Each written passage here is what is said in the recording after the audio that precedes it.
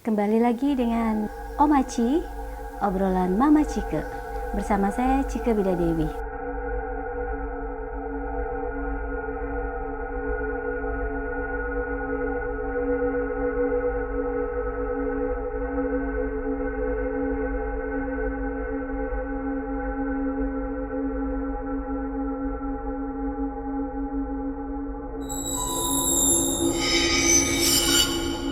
Saya masih ingin cerita tentang makhluk gaib ya, keberadaan makhluk halus yang mau tidak mau, percaya atau tidak, mereka sama-sama ciptaan Allah kan.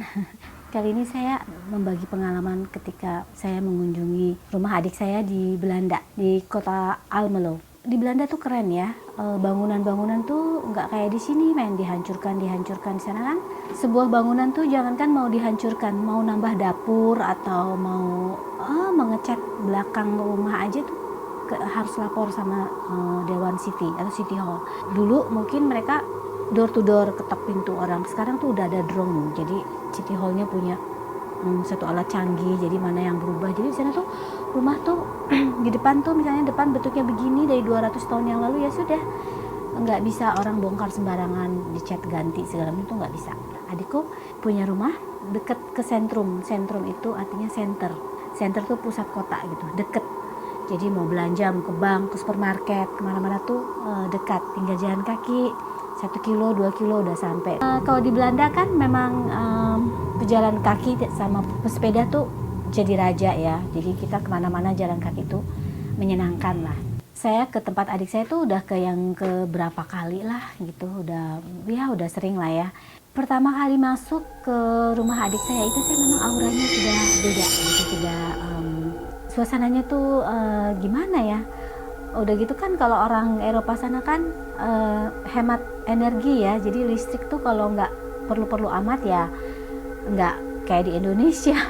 Nggak ada orangnya aja terang benderang, di sana tuh mahal, jadi orang semua hemat energi, bukannya pelit atau tidak mampu membayar, tapi untuk sesuatu yang bisa dihemat kenapa enggak gitu. Jadi saya tuh dari dulu kalau ke rumah adikku tuh aduh gitu, tapi kan karena dulu anaknya masih kecil-kecil, jadi saya biasa tidur di kamar anaknya, di kamar anak sulungnya. Jadi itu memang agak hangat. Jadi semua kamar tuh di lantai 2. Jadi ini kamar adikku, seberangnya kamar anaknya, sebelah sininya tuh sebelah kamar adikku tuh kamar lagi 1. Jadi berhubung dulu anaknya masih kecil-kecil, jadi mereka kalau aku datang, saya tidur di kamar yang sulung. Nah si sulung dengan si bungsu mereka tidur berdua.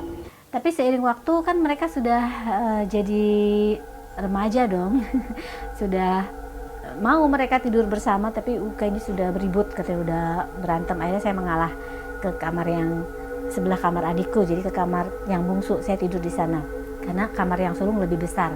Si kamar yang sulung tuh kalau buka jendela langsung lihat pemandangannya itu city view kan gitu, hangat lah suasananya, suhunya, jadi saya nggak ngerasa gimana gitu. Untuk tahun-tahun berikutnya ketika saya mengunjungi Belanda, tentu anak-anaknya kan semakin besar gitu, sudah remaja lagi, sudah nggak mau pula tidur satu kamar. Jadi kalau ada tamu di Eropa kan biasa ya, jadi di lantai bawah tuh ruang tamunya tuh ada sofa yang bisa tamu tuh bisa tidur di sana gitu.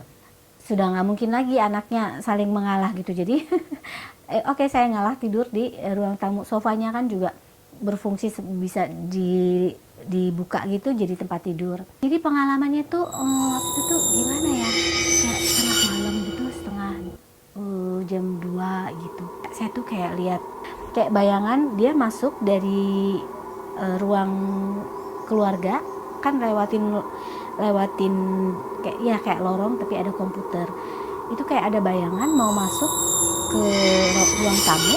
Saya tuh kan yang dari tidur tuh yang duduk gitu kan, ambil selimut gini kan, karena melihat ada bayangan, pikir saya ada yang mau masuk gitu, tapi nggak ada gitu, nggak ada siapa-siapa. Jadi besoknya saya bilang sama adik saya, aduh aku nggak mau tidur di bawah sendirian. Saya bilang pokoknya akhirnya si adikku nemenin, kita berdua tidur di ruang tamu.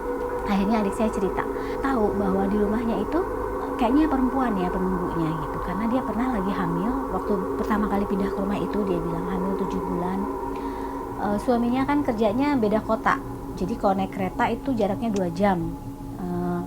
Berhubung suaminya pegawai negeri, jadi nggak masalah naik kereta 2 jam pun tiket keretanya kan kalau pegawai negeri diganti sama kantor. Jadi si suaminya tuh kadang-kala berangkat pukul 5 subuh gitu. Pukul 5 subuh di sana tuh kan apalagi kalau musim dingin pasti masih gelap gitu kan, masih itu tuh mungkin kayak jam 3 subuh di kita lah kan, mereka kan bukan negara muslim, jadi nggak kalau di kita kan jam 5 subuh tuh pasti udah banyak yang azan lah, di masjid pasti udah rame kemana-mana. Kalau di sana tuh aduh apalagi musim dingin tuh sepi banget deh.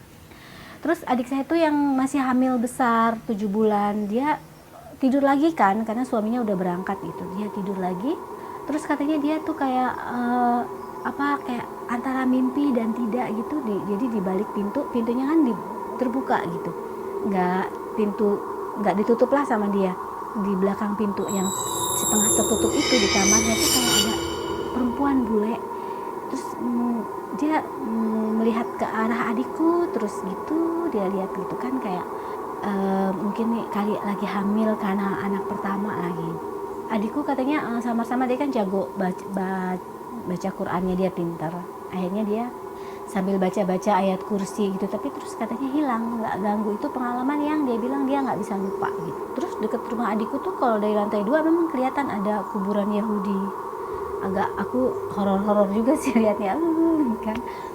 Itu bekas perang dunia kedua dulu katanya, waktu ya biasa waktu Belanda perang juga kan, dia melawan Jerman. Yahudi yang dibunuh oleh perdana Jerman itu dimakamkannya tuh dekat rumah adikku, nggak jauh. Aduh berapa, cuma 100 meter pokoknya dari kamarnya tuh kelihatan.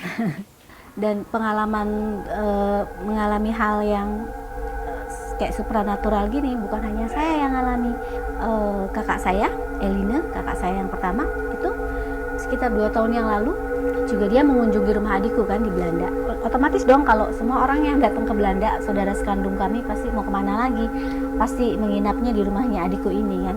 Kalau kakakku tuh memang yang pertama ya, kakak sulungku tuh memang dia tuh udah kayak almarhum ibundaku deh. Kalau sholat tuh setiap malam itu mau hujan angin apa, dia mau saya WA dia tengah malam 2:30 atau jam 2 tuh pasti dia udah lagi sembahyang. Itu memang dia sudah dari dulu dia sudah suka begitu. Jadi dia udah tahu, dia sudah dari auranya juga dia sudah, wah ini rumah pasti ada penunggunya gitu. Saya nggak pernah cerita ya sama kakak saya bahwa saya beberapa kali gitu mengalami, sampai saya nggak mau tidur sendirian. Kakak saya di sana kebetulan itu 3 bulan, dia hampir setiap malam membaca Yasin, terus baca Yasin.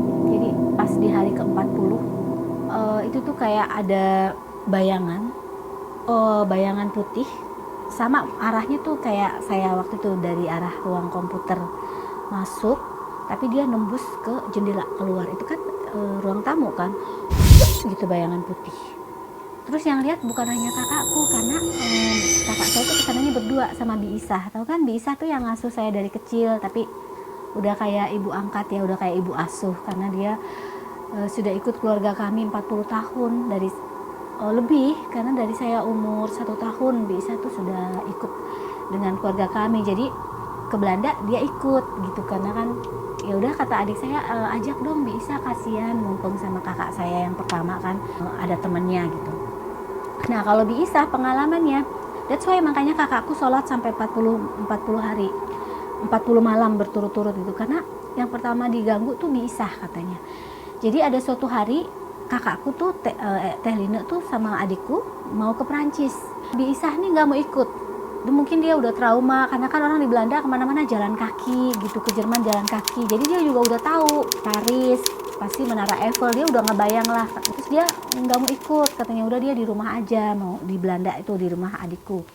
Kan masih ada suaminya adikku, ada anaknya 2, jadi kan dia mau masak lah apa, ya sudah dia nggak ikut. Nah malam itu 1:30 itu kayak jadi kan rumah di lantai di bawah itu kan ruang tamu yang lorong komputer itu, lalu ini ruang nonton TV, baru dapur sama meja makan. Jadi si Bi Isah tuh kayak denger orang ngobrol, jadi dia tuh masih agak tenang, katanya oh ada yang ngobrol gitu yang bahasa Belanda, katanya kayak suami istri gitu. Dipikir si Bi Isah yang ngobrol itu suaminya Vika, suaminya adik kandungku. lama katanya, ada setengah jam mah orang. Dia tuh lagi tidur kebangun karena dia tidur terlalu cepat, katanya jam 9 udah tidur, jadi jam setengah 2 bangun. Nggak taunya setengah 2 malam dia bangun tuh kayak ada yang ngobrol gitu, berisik. Nggak berisik, pokoknya sampai dia tuh bangun gitu. Terus ditungguin setengah jam kok nggak selesai. Akhirnya dia nggak tahan, mau pipis. Udah pasti harus lewatin lorong yang komputer itu, harus lewatin si ruang nonton TV, ruang keluarga, udah pasti lewat situ kan.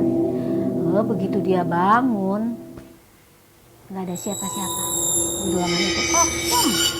Lampunya juga mati, gelap gitu. Jadi yang ngobrol tuh siapa gitu. Sementara aku sih udah kebayang di Belanda tuh kan nggak kayak di kita ya, nggak kayak di kota-kota besar Indonesia, banyak yang begadang lah, tukang sekoteng lah lewat, siskambling lah, tuh di sana tuh boro-boro nggak ada. Udah malam ya plek-plek malam ya, was sepi gitu. Apalagi musim dingin, musim gugur, ya orang mau ngapain keluar gitu, nggak mungkin lah orang keluar.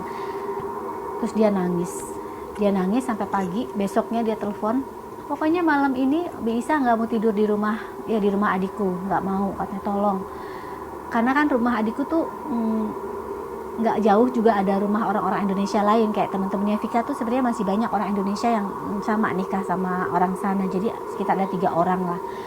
Tolong anterin, katanya bisa tuh sambil nangis, aduh tolong anterin ke rumah siapa aja. Pokoknya malam itu dia tidak mau tidur di rumah itu.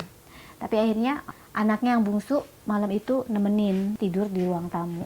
Jadi dia nggak begitu gelisah, dan dia katanya bisa tidur nyenyak. Nah, makanya akhirnya kakakku yang Teh Lina itu dibacain lah Yasin selama 40 hari berturut-turut. Yaitu terakhirnya kayak bayangan putih keluar. Tapi saya percaya sekarang sudah tidak ada. Karena apa? Setelah kakak saya pulang ke Indonesia, 2 bulan kemudian saya ke sana gitu. Ke sana lagi. Dan itu pertama kalinya dalam hidup saya, betapa sekarang saya begitu nyenyak tidur di sana. Apa karena terakhir saya datang itu musim panas atau gimana? Pokoknya betapa saya tidur di situ tuh nyenyak. 6 bulan berikutnya saya kembali ke sana dengan anak-anak saya bertiga, dan kami kembali tidur nyenyak, tidak ada satupun gangguan. Berarti betul-betul ya, mungkin karena kakak saya sudah membacakan Yasin 40 hari berturut-turut, so siapapun mereka yang nunggu makhluk itu sudah keluar dari sana. Cuma itu obrolan saya kali ini. Percaya atau tidak, sebagai orang beriman, kalau saya sih percaya aja. Karena manusia adalah bukan satu-satunya makhluk yang diciptakan oleh Yang Maha Kuasa ini. Oke, sampai jumpa lagi. Bye. Jangan lupa di subscribe.